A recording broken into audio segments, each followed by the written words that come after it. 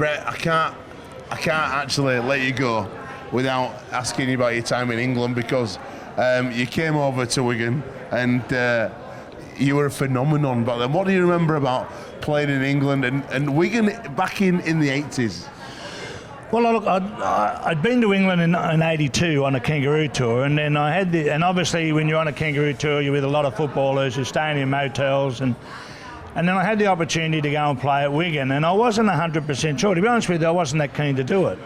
But I was getting married at the end of 1984, and my wife to be then she was keen to come to England, and so I thought, okay, well, there was two guys, Eric Grayth and Neil Hunt, who were playing for Leeds. So I was actually hoping that I could play for Leeds, so at least I know someone there. But the way the rules were, I couldn't play at Leeds, and I got an opportunity to play at Wigan. So the way it all panned out, I really wasn't 100% sure what goes on with all the different competitions. I arrived there and found out you had the Yorkshire Cup, Lancashire Cup, Challenge Cup, Saucer, Tea Cup, everything, you know, and all these cups, and I had no real idea in particular about the Challenge Cup, and until we won the semi-final, and it was very fortunate for me because I'd actually thrown a bad pass, the opposition picked the ball up, screwed it up the field, and we were fortunate to bring them down short of the line. We held on, we won the game,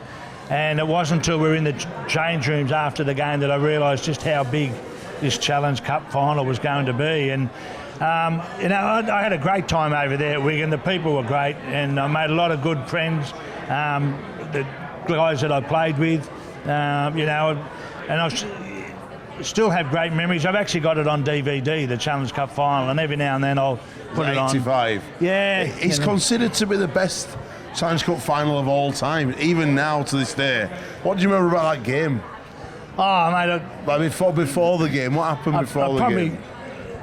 The first thing that comes to mind is being out on the field, walking out onto the field in front of 100,000 people, and then standing in line, being introduced to all the dignitaries of the game of the British Rugby League and the Australian Rugby League. And I've always said, you know, I was a little disappointed with Princess Di wasn't there, because I would have liked to have met her, and I know she wanted to meet me.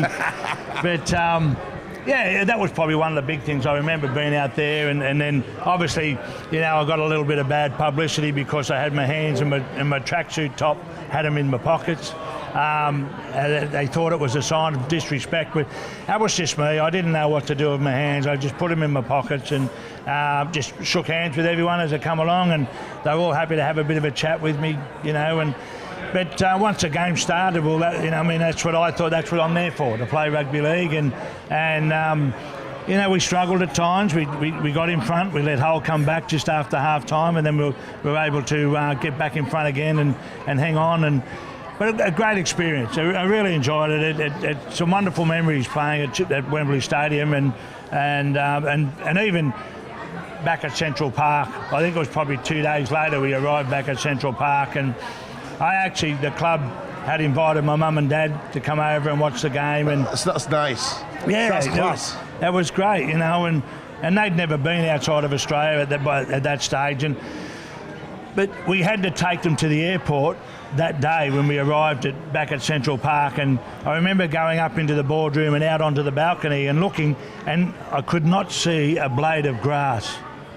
There were that many people on the field, and then it come a time where we had to leave to take my mum and dad to the airport, and I had to get a police escort out of Central Park.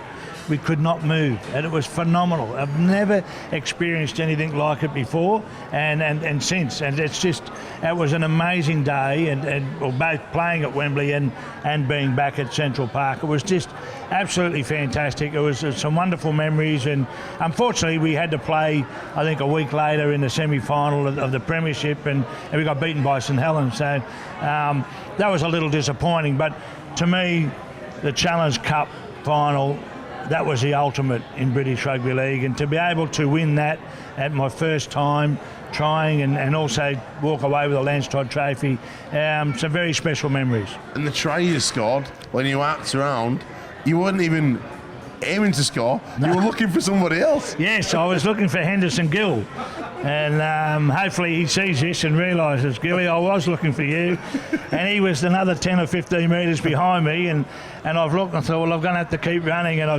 went a little bit wider, and just fortunately enough had enough speed to just get away from the fullback, who I think just clipped my leg, but wasn't hard enough to make me fall over, and yeah, fortunately come up with a try. It was a planned move, and it was a great pass by Michael Ford, put me into the hole, but I was looking for Gilly, and as usual, Gilly was hanging back, reading books or doing something, but he come up with a great try himself, Gilly, and he was a great bloke and a real good mate. I really enjoyed playing with Gilly and enjoyed being part of his company.